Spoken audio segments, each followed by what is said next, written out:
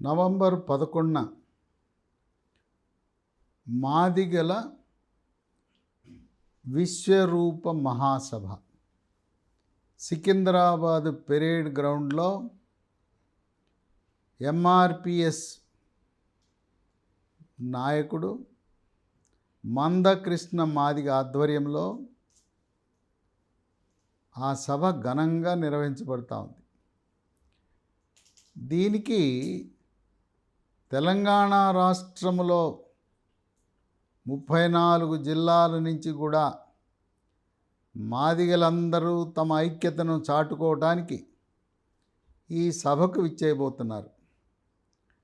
దీనికి ప్రధానమంత్రి మోదీ నవంబర్ 11 సభకు రావటం విశేషం. మాదిగలు ఎప్పటి నుంచో మాకు వర్గీకరణ అవసరం, ఎస్సీ కులాలను వర్గీకరణ చేయండి, అన్ని ఉద్యోగాలు విద్యావకాశాలు కాలేజీల్లో సీట్లు కేవలం మాల కులస్తులే పొందుతున్నారు. ఎప్పటి నుంచో మాదిగలు మేము సామాజికంగా, ఆర్థికంగా, విద్యాపరంగా, ఉద్యోగాల పరంగా అన్నిట్లో మేము వెనకబడిపోయామని చెప్పి గగ్గోలు పెడుతున్నారు. అఖిల భారత సేవలు ఐఏఎస్, ఐపీఎస్, ఐఆర్ఎస్, ఐఎఫ్ఎస్, అట్లాగే రాష్ట్రాలలో నిర్వహించే తెలుగు రాష్ట్రాల్లో నిర్వహించబడే గ్రూప్ 1 ఆర్డీఓలు, డిప్యూటీ కలెక్టర్లు, డిఎస్పీలు, కమర్షియల్ ట్యాక్స్ అధికారులు, వీటిలలో కూడా అధిక శాతం ఎస్సీ కేటగిరీ కింద ఎక్కువ లబ్ధి పొందేది మాల సామాజిక వర్గం అనేది అక్షర సత్యం. ఇది వాస్తవం, నిజం. మనం గణాంకాలు తీస్తే మాదిగలకు వచ్చే విద్యా సంస్థల్లో సీట్లు, అట్లాగే ఉద్యోగపరంగా వచ్చే సీట్లు, ఉద్యోగాలు కూడా చాలా తక్కువ. ఇది గమనించిన ఆనాటి తెలుగుదేశం ప్రభుత్వం చంద్రబాబు నాయుడు ఎస్సీ కులాలను వర్గీకరణ చేసి, ఏ విధంగా అయితే బీసీ కులాలను ఏబిసిడిగా వర్గీకరించారో దళితులను కూడా అదే విధంగా ఏబిసిడి వర్గీకరణ చేసి, ఆ వర్గీకరణ వల్ల చాలామంది మాదిగ సామాజిక వర్గం వాళ్ళు లబ్ధి పొందారు. తదుపరి కొన్ని న్యాయపరమైన అడ్డంకులు రావటం వల్ల న్యాయస్థానాలు ఈ ఎస్సీ రిజర్వేషను, ఏబిసిడి వర్గీకరణ అమలునికి అడ్డంకి వచ్చింది. దానికి చట్టబద్ధత కల్పించండి, తర్వాత అమలు చేయండి అని చెప్పి కోర్టులు చెప్పాయి. ఇక ఎప్పుడైతే ఎస్సీ వర్గీకరణ ఆగిపోయిందో ఇక అప్పటి నుంచి మళ్ళీ మాదిగలు ఎక్కడ వేసిన గొంగళి అక్కడే. ఆ విధంగా మాదిగలు గత 2 దశాబ్దాలుగా వర్గీకరణ చెయ్యండి, మాకు న్యాయం చేయండి అని చెప్పి రాజకీయ పార్టీలను, అధికారంలో ఉన్న పార్టీలను, ముఖ్యమంత్రులను అభ్యర్థిస్తున్నా వారి గోల విన్న వాళ్ళు ఎవరూ లేరు. ఆనాటి కాంగ్రెస్ ప్రభుత్వం 2004 నుంచి 2014 వరకు రాష్ట్రంలోనూ కేంద్రంలో యూపీఏ ప్రభుత్వం అధికారంలో ఉన్న మాదిగ రిజర్వేషన్ కోసం ఎంఆర్పిఎస్ పోరాటాన్ని పట్టించుకోలేదు. ఎస్సీ వర్గీకరణ చేయటానికి ఒక అడుగు ముందుకు పడలేదు. ఆ విధంగా కాంగ్రెస్ పార్టీ మాదిగలకు మేలు చేయటానికి, ఎస్సీ వర్గీకరణ చేయటానికి ఏమాత్రం చొరవ చూపలేదు. ఇక టీఆర్ఎస్, బీఆర్ఎస్ పార్టీ వాళ్ళు గత 9.5 సంవత్సరాలుగా అధికారంలో ఉండి రాష్ట్ర పరిపాలన నిర్వహిస్తున్నా కూడా ఎస్సీ వర్గీకరణకు ఏమాత్రం చొరవ చూపలేదు. ఏబిసిడి వర్గీకరణకు అనుకూలమైన వాతావరణం కల్పించలేదు. ఏదో ఉత్తుత్త హామీలతో కాలయాపన చేస్తూ ఉన్నారు. ఈ విషయాన్ని గమనించిన భారతీయ జనతా పార్టీ జాతీయ నాయకత్వం, తెలంగాణ రాష్ట్ర శాఖ కూడా ఎస్సీ వర్గీకరణ అనేది న్యాయమైనది, ధర్మమైనది. ఈ ఎస్సీ కేటగిరీలో ఉండే ఆ విద్యా సంస్థల్లో సీట్లు కానీ, ఉద్యోగాలు కానీ ఆ ఎస్సీ కింద ఉండే ఏ విధంగా బీసీల్లో 113 కులాలు ఉన్నాయో దళితుల్లో కూడా దాదాపు 53 కులాలు ఉన్నాయి. ఈ 53 కులాలను కూడా 4 వర్గాలుగా విభజించి దీన్ని ఎస్సీ కమిషన్ ద్వారా ఒక హేతుబద్ధమైన శాస్త్రీయమైన అధ్యయనం చేసి సమన్యాయం కోసం పోరాడుతున్నారు మాదిగ రిజర్వేషన్ పోరాట సమితి ఎంఆర్పిఎస్. మందకృష్ణ మాదిగ పట్టు వెదలని విక్రమార్కుడు ఎప్పటి వలె అనే విధంగా ఆయన తిరగని ఇల్లు లేదు, అడగని రాజకీయ పార్టీ లేదు, ఎవ్వరూ స్పందించిన పాపాన బోల. చివరికి భారతీయ జనతా పార్టీ మాదిగలను హక్కును చేర్చుకుని బీజేపీ తెలంగాణ రాష్ట్రంలో అధికారంలోకి వస్తే ఎస్సీ వర్గీకరణ ఏ విధంగా గతంలో ఏబిసిడి వర్గీకరణ జరిగిందో అదేవిధంగా ఏదైనా చిన్న చిన్న లోపాలుంటే సవరించి జాతీయ ఎస్సీ కమిషను రాష్ట్ర ఎస్సీ కమిషన్కి ఎటువంటి అభ్యంతరాలు లేకుండా న్యాయపరమైన అడ్డంకులు చిక్కులు మళ్ళీ రాకుండా చేయాలనే సంకల్పంతో భారతీయ జనతా పార్టీ తెలంగాణ రాష్ట్ర శాఖ కట్టుబడి ఉంది. ఇప్పుడు పోటీలో ఉన్న కాంగ్రెస్ పార్టీ కానీ బీఆర్ఎస్ పార్టీ కానీ మాదిగల యొక్క సంక్షేమం కోసం చేసింది శూన్యం. ఆ విధంగా మాదిగలందరూ కూడా తెలంగాణ రాష్ట్రంలో దళితులలో 60% పైగా మాదిగలు ఉన్నారు. తెలంగాణ రాష్ట్రంలో మాల సామాజిక వర్గానికి చెందిన వారు మైనారిటీలు అన్ని ఉన్నత స్థానాల్లో ఎక్కడ చూడండి ఐఏఎస్లు ఐపీఎస్లు ఐఆర్ఎస్లు ఐఎఫ్ఎస్లు అందరూ మాల సామాజిక వర్గానికి చెందిన వారే. ఎక్కడో కొద్ది మంది మాత్రం మాదిగ సామాజిక వర్గానికి చెందిన వారు ఉన్నారు. ప్రధానమంత్రి మోదీ 11న సికింద్రాబాద్ పెరేడ్ గ్రౌండ్లో ఆయన నోటి ద్వారా ఎస్సీ వర్గీకరణ చేస్తాము, మాదిగల యొక్క సంక్షేమానికి మేము కట్టుబడి ఉన్నాం, దళితుల్లో అన్ని వర్గాలు అన్ని కులాలకు సమన్యాయం చేయబోతున్నామనే ప్రకటన కోసం రాష్ట్ర వ్యాప్తంగా నలుమూలల నుంచి అన్ని దళిత వాడల నుంచి మాదిగ గూడాల నుంచి కూడా పెద్ద ఎత్తున తరలిస్తున్నారు. దీనికి విద్యాధికులు విజ్ఞులు అక్షరాస్యులు నిరక్షరాస్యులు తోలు పరిశ్రమని నమ్ముకుని ఎక్కడ వేసిన గొంగళి అక్కడే అనే విధంగా గ్రామీణ వాసులు కూడా పెద్ద ఎత్తున తరలివచ్చి వారి యొక్క సంఖ్యాబలాన్ని ప్రదర్శించడం ద్వారా ఈ ఎంఆర్పిఎస్ చేసే ఈ పోరాటంలో భారతీయ జనతా పార్టీ ఎస్సీ వర్గీకరణకు అనుకూలంగా నిర్ణయం తీసుకుంటే రాజకీయంగా తప్పకుండా కలిసి వచ్చే అంశమే. మాల సామాజిక వర్గానికి చెందిన వారు అన్ని పార్టీల్లో ఉన్నారు. ఇక మాదిగ సామాజిక వర్గం వీళ్ళు ఒకే మాట ఒకే బాటలో ఉంటారు.